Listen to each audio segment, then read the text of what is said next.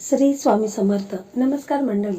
होळीच्या या पवित्र अग्नीमध्ये निराशा, दारिद्र्य, आळस याचे दहन हो आणि सर्वांच्या आयुष्यात आनंद, सुख, आरोग्य व शांती लाभो.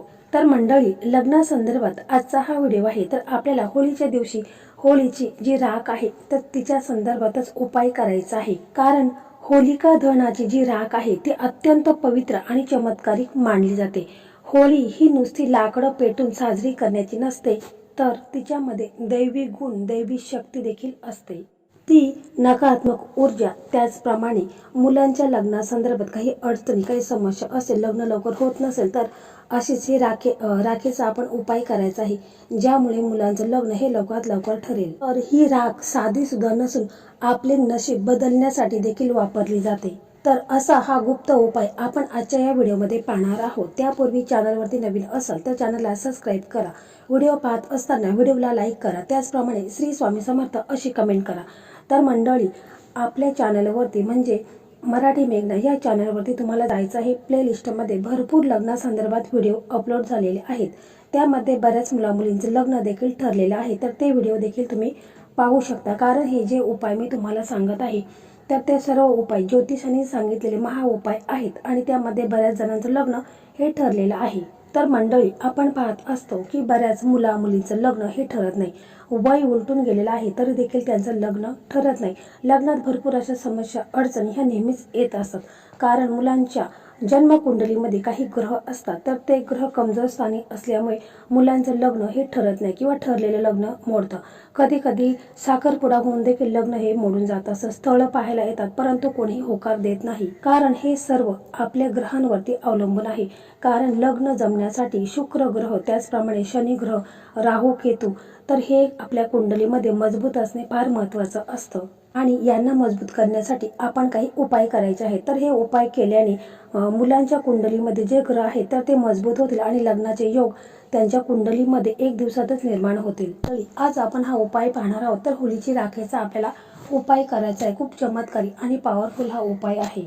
मंडळी, 2 मार्चला होळी दहन करायची आहे. म्हणजे 2 मार्चला होळी दहन होते. तर आपल्याला हा उपाय 3 मार्चला करायचा आहे. म्हणजे 3 मार्चला सकाळी आपल्याला हा उपाय करायचा आहे. परंतु 3 तारखेला म्हणजे 3 मार्चला चंद्रग्रहण आहे. तर आपण काय करायचं आहे की या दिवशी म्हणजे 3 तारखेला आपण सकाळी लवकर उठायचं आहे. कारण सूर्योदयाच्या अगोदरच आपल्याला हा उपाय करायचा आहे. कारण सूर्योदयाच्या नंतर सूतक काल सुरू होईल. त्यामुळे आपल्याला 3 तारखेला सकाळी ब्रह्ममुहूर्तावर उठायचं आहे. म्हणजे 5च्या दरम्यान तुम्ही उठायचं आहे. आणि सूर्योदय हा 6:53 पर्यंत आहे. तर सूर्योदयाच्या अगोदर आपल्याला हा उपाय करायचा आहे. तर आंघोळ करायची आहे, स्वच्छ कपडे घालायचे आहेत आणि आपला देवघर आहे तर तिथे देखील आपण एक तुपाचा दिवा लावायचा आहे. श्री हरी विष्णू माता लक्ष्मीला प्रार्थना करायची आहे. मुलांच्या लग्नाबाबत जे काही अडचणी, समस्या, जे काही संकटे येत आहेत, कुंडलीमध्ये जे काही दोष निर्माण झालेले आहेत तर ते दूर व्हावे असे श्री हरी विष्णू माता लक्ष्मीला तुम्हाला मनापासून प्रार्थना करायची आहे. जर हा उपाय मुलाचे आई वडील करीत असतील तर त्यांनी मुलांसाठी बोलायचं आहे. परंतु जर मुलं करत असतील तर मुलांनी स्वतःसाठी बोलायचं आहे. लग्नासंदर्भात जे काही अडचणी, समस्या आहेत तर त्या मुलांनी श्री हरी विष्णू माता लक्ष्मीच्या समोर तुम्हाला बोलायचं आहे. जर मुलं नसतील तरच मग आई वडिलांनी करायचं आहे. परंतु होळीचा सण आहे तर सर्वच जण गावाला येत असतात, तर मुलं असतील तर मुलांनी केला तरी चालेल. तर मग आपण एक प्लेट घ्यायची आहे. त्या प्लेटमध्ये हळद कुंकवाच्या साहाय्याने एक स्वस्तिक चिन्ह आपण काढायचं आहे. आणि ही प्लेट घेऊन आपण जिथे कुठे होळी पेटवली असेल तर तिथे आपल्याला जायचं आहे. तिथे जायचं आहे आणि मग आपण आपले दोन्ही हात जोडायचे आहेत आणि होलिका मातेला प्रणाम करायचा आहे. आणि लग्नासंदर्भात जे काही विघ्न येत आहेत तर ते दूर होऊन माझं लग्न हे लवकरात लवकर होऊ दे, अशा प्रकारे तुम्हाला तिथे प्रार्थना करायची आहे. मुलाचे आई वडील करीत असेल तर त्यांनी मुलांसाठी बोलायचं आहे आणि मुलं करत असेल तर त्यांनी स्वतःसाठी बोलायचं आहे.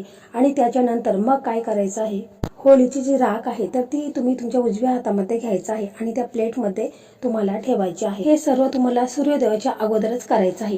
ही राख आणल्यानंतर तुम्हाला देवघरामध्ये ठेवायची आहे. त्याच्यानंतर पुढचा उपाय आपल्याला संध्याकाळी करायचा आहे. कारण चंद्रग्रहण असल्यामुळे आपल्याला दुपारी हा उपाय करणे शक्य नाही. तर बघा, दुपारी 3:20 चंद्रग्रहण प्रारंभ होणार आहे.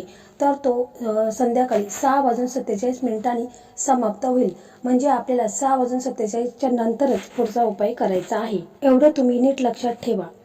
मग तुम्हाला काय करायचं आहे की 6:47 चंद्रग्रहण समाप्ती होईल. तर त्याच्यानंतर मग तुम्हाला अंघोळ वगैरे करायची आहे आणि आपल्या देवघरासमोर बसायचं आहे. तिथे तुम्हाला देवघरावरती म्हणजे संपूर्ण गंगाजल शिंपडायचं आहे. कारण आपण जे काही उपाय करणार आहोत तर ती जागा पवित्र असायला हवी आणि म्हणून आपण हे गंगाजल शिंपडायचं आहे, स्वतःवर देखील शिंपडायचं आहे. मग तुम्हाला देवघरामध्ये एक तुपाचा दिवा लावायचा आहे आणि एक पिवळ्या रंगाचा कापड घ्यायचा आहे आणि त्या कापडावरती हळद आणि कुंकवाच्या साहाय्याने तुम्हाला एक स्वस्तिक चिन्ह काढायचं आहे.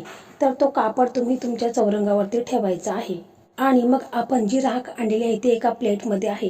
तर ती राख आपण आपल्या हातामध्ये घ्यायची आहे आणि श्री हरी विष्णू माता लक्ष्मीला तुम्हाला प्रार्थना करायची आहे की लग्नासंदर्भात जे काही अडचणी, जे काही समस्या येत आहेत, ग्रहांचा जो काही दोष असेल तर तो दूर होऊन माझं लग्न हे लवकरात लवकर होऊन जाऊ द्या. किंवा आई वडील करीत असेल तर त्यांनी त्यांच्या मुलांसाठी अशा प्रकारेच बोलायचं आहे की माझ्या मुलांच्या कुंडलीमध्ये जे काही ग्रहदोष आहे तो दूर होऊन माझ्या मुलांचं लग्न हे लवकरात लवकर ठरवू द्या. अशा प्रकारे तुम्हाला श्री हरी विष्णू माता लक्ष्मीला कळकळून मनापासून प्रार्थना करायची आहे.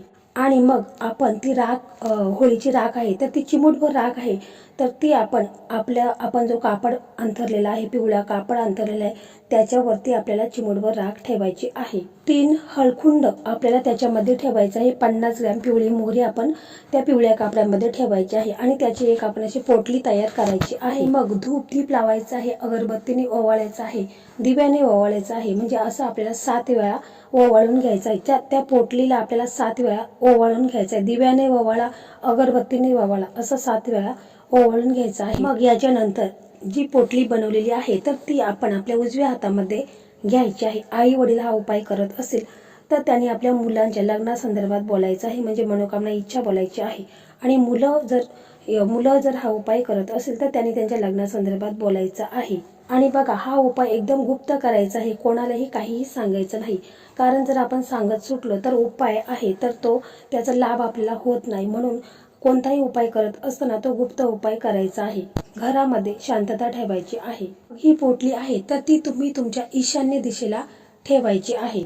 पूर्व आणि उत्तरचा जो कोना असतो ती ईशान्य दिशा असते तर तिथे तुम्ही ठेवू शकता. जिथे कोणाचा हात लागणार नाही किंवा कोणाला दिसणार नाही अशा ठिकाणी तुम्हाला ईशान्य दिशा आहे तिथे ठेवायचं आहे. किंवा तुम्ही तुमचं देवघर जिथे असेल तिथे ठेवून द्यायचं आहे, परंतु कोणाला दिसणार नाही अशा पद्धतीने तुम्हाला ही पोटली ठेवायची आहे. किंवा तुमची मुलं जिथे झोपत असेल त्यांच्या रूममध्ये देखील तुम्ही ही पोटली अशा ठिकाणी ठेवा जिथे कोणाला दिसणार नाही.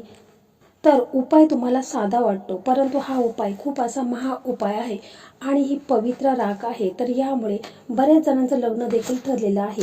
ही साधी सुधी राख नसून तर ही एक पवित्र राख आहे. तर पहा, हा उपाय कोणीही करू शकतो. मुलं स्वतः करू शकतात, मुलाचे आई वडील करू शकतात. हा उपाय केल्याने 1 दिवसामध्येच मुलांना त्यांच्या कुंडलीमध्ये लग्नाचे योग हे जुळून येतील आणि मुलांना स्थळ यायला सुरुवात होईल आणि मुलांचं लग्न हे लवकर ठरेल.